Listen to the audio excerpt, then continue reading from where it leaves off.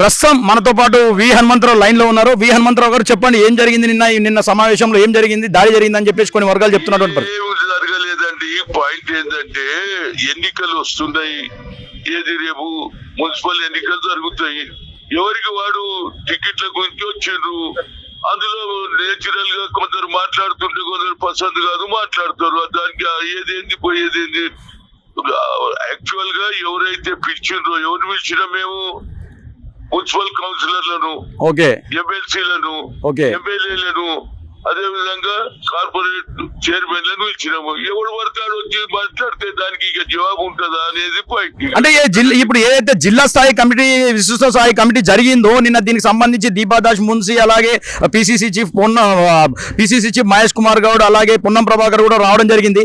వీళ్ళంతా అలిగి వెళ్ళడం కూడా జరిగిందని చెప్పేసి చెప్తున్నారు. కరెక్టేనా? చూడండి, ఏమి లేదండి. వాళ్ళు ఆయన ఏంటంటే పొన్నం ప్రభాకర్ గారు టైం మీద వచ్చినుంటే ఈ లొల్లి లేదు. ఒకటి ఎందుకు లేదంటే 2-2.5 గంటల లోపల కొందరు ఇదైతుంది. ఇంకోటి ఏమైందంటే ఈ మీటింగ్ ఇచ్చింది ఎవరిని, మున్సిపల్ కౌన్సిలర్లను, రైట్, గెలిచిన వాళ్ళను ఓడిన వాళ్ళను పిలిచినాము. ఆ తర్వాత ఎమ్మెల్యేలను పిలిచినాము, ఎమ్మెల్సీలను పిలిచినాము, కార్పొరేట్ చైర్మన్ అయిన వాళ్ళను ఇచ్చినాము. అంటే మీరు అందరూ వచ్చేసారు. దాంట్లో ఎవడేం మాట్లాడిండే ఇష్టపడ్డారు వాళ్ళకి తెలియదు కదా కాంగ్రెస్ కల్చర్ ఏంది ఏం కథ అనేది. అంటే ఇప్పుడు కొంత హిందీ ఇక ముందు ఎవరిని పిలిస్తే వాళ్ళే వచ్చేటట్టు ప్రయత్నం చేస్తాం. ఎందుకంటే పిసిసి ప్రెసిడెంట్ కి చెప్తా, అదే విధంగా పొన్నం ప్రభాకర్ గారు చెప్తా, ఎవరిని పిలిస్తే వాళ్ళే రావాలి మీటింగ్ కు. అంటే మీరు పడితే వాళ్ళు వస్తే ఇలాంటి లొల్లే జరుగుతుంది అనేది నా ఉద్దేశం. అంటే మీరు ఎలాంటి వ్యాఖ్యలు చేశారు? మీరు చేసిన వ్యాఖ్యలకే మొత్తం ఖండిస్తున్నారు కదా అందరు నేతలంతా. అదే నేను ఏమన్నానయా, నేను గతంలో మన చంద్రాయనగుట్ట నిలబడ్డప్పుడు టికెట్ రాగానే అందరు వస్తారు, వాళ్ళు ఎవరు అనేది తెలియదు. వాళ్ళు వచ్చి ఏం చేస్తారు, ఏది జిందాబాద్ అంటారు, బ్యాండ్ కొడతారు, అన్ని చేస్తారు. కానీ ఎలక్షన్ రోజు ఎవడు కనిపించడని చెప్పిన అట్లా తప్పేమున్నది. ఈ మాటలకే మీ మీద మొత్తం దాడి జరిగినట్టు పరిస్థితి జరిగింది అనుకోవచ్చా?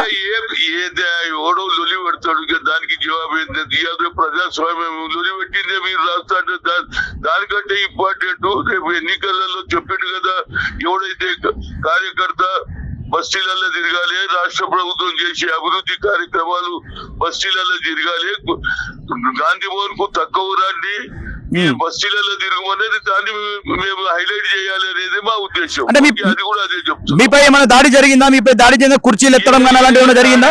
ఏం లేదా, ఏం దాడి కొట్టిర్రా లేకుంటే తనుకున్నారా?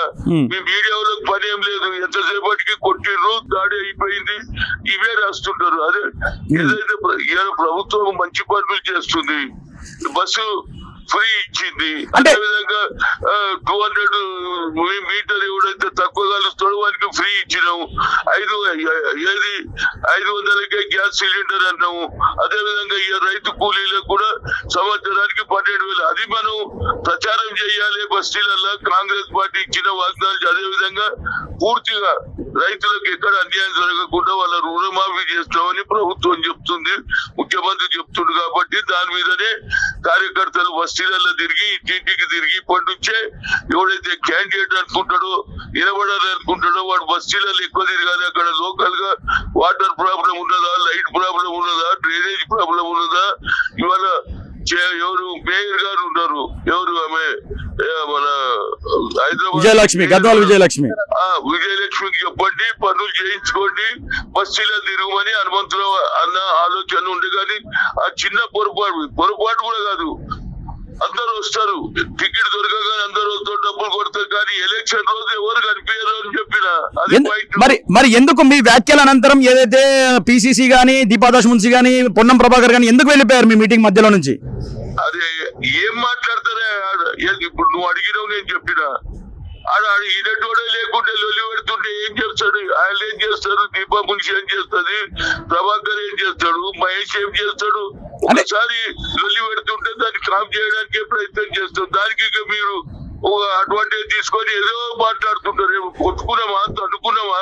అంటే ముఖ్యంగా ఎందుకు మీ సమావేశంలో ఎందుకు లొల్లి జరిగిందంటే ఏం చెప్తారు? ముఖ్యంగా ఏం లేదు, సమావేశానికి జనం ఎక్కువ వచ్చిండ్రు. ఓకే పిలిచిన వాళ్ళ కంటే ఎక్కువ జనం వచ్చిండ్రు. ఎవరైతే మేము మా ఆర్డర్ ఏంటంటే గెలిచిన కార్పొరేటర్స్, ఓడిపోయిన కార్పొరేటర్స్, లోకల్ ఉన్న ఎమ్మెల్యేలు, ఎమ్మెల్సీలు, ఓకే. ఆ తర్వాత కార్పొరేట్ చైర్మన్ పిలిచినాం. కానీ అన్వాంటెడ్ పీపుల్ చాలా మంది వచ్చారు. వాళ్ళు ఎవడేం మాట్లాడిండ్రు మాకు ఏం తెలుస్తుంది చెప్పు. వాళ్ళు మరి అది గొడవ అయింది. అంటే ఎప్పుడు వి హనుమంతరావు కూల్ గా ఉండే హనుమంతరావు ఈ రోజు ఘాట్ గా వ్యాఖ్యలు చేశారని చెప్పేసి అందరూ పైకి లేశారని చెప్పేసి చెప్తున్నారు. ఘాట్ గా కాదు, నేను ఏమన్నా అది ఘాట్ అవుతుందా? నా ఎలక్షన్ లో గతంలో నేను ఏది చంద్రాయనగుట్ట నిలబడ్డప్పుడు డబ్బులు కొట్టిండ్రు, అందరు వచ్చిండ్రు, అందరు మనం కాంగ్రెస్ వాళ్ళే అనుకుంటాము. ఆ తర్వాత ఏమైంది? ఎలక్షన్ రోజు ఎవడు కనిపించలేదన్న. అంటే వాళ్ళు అర్థం ఏంటి అంటే వాళ్ళ మనోభావాలు దెబ్బతిన్నాయంట కదా, వాళ్ళ మనోభావాలు దెబ్బతిన్నాయంట కదా, ఎలక్షన్ లో కనబడతలేరు. ఎట్లా మనోళ్ళు తుర్కోలు వేయలేదని చెప్పిందా? వస్తారు అందరూ ఓల్డ్ సిటీలో అన్నా వాళ్ళు వచ్చిండ్రు. ఆ వచ్చిన వాడు ఎవడో తెలియదు. ఎలక్షన్ రోజు ఎవడు కనిపించకపోతే అట్లా చదివద్దు. ఇప్పుడు కదా ఓల్డ్ సిటీలో కమస్కం 2-3 సీట్లన్నా కార్పొరేషన్ గెలిపియాలి అనేది హనుమంతరావు ఉద్దేశం. మరో అంశం ఏదో మంత్రి పదవి కూడా అడిగినట్టు తెలుస్తుంది అంజన్ కుమార్ యాదవ్. ఇక ఆయన ఏదైనా మాట్లాడతాడు, ఆయన అడుగు మంత్రి పదవి కావాలని అని అంటాడు. దానికి హైకమాండ్ ఆలోచన చేయాలి. నేను ఎట్లా చెప్తా? సో మొత్తానికి మీపై దాడిగిన ఏం జరగలేదంటారు? ఏం దాడి కొట్టిందా ఏందా అని మీరు కొట్టుకునే తనుకోలే. ఇక్కడ కాంగ్రెస్ ఊపు వచ్చింది, కాంగ్రెస్ కు బలం ఉన్నదని ఎక్కువ మంది వచ్చిండ్రు. అంటే కాంగ్రెస్ వాళ్ళు రావచ్చు, బయట వాళ్ళు కూడా రావచ్చు అనేది నా ఉద్దేశం. ఇక ముందు ఎవరిని పిలిస్తే వాళ్ళే రావాలనేది నా ఉద్దేశం. ఓకే థ్యాంక్ యూ హనుమంతరావు గారు. సో మొత్తానికి చూసారుగా ఏదైతే నిన్నటి సమావేశానికి సంబంధించి వి హనుమంతరావు క్లారిటీ ఇవ్వడం జరిగింది. ఏదైతే చిన్న ఏదైతే ముందుగా ఏదైతే డప్పులు కొడతారో కానీ ఎలక్షన్ లో మాత్రం కనబడరని చెప్పేసి వ్యాఖ్యలకు కొద్దిగా సీరియస్ అయినట్టుగా తెలుస్తుంది. సో మొత్తానికి ఏదైతే ఏ గొడవలు లేవు, ఎలాంటివి లేవు, నాపై ఎవరు కూడా దాడి చేయలేదని హనుమంతరావు చెప్తున్నటువంటి పరిస్థితి.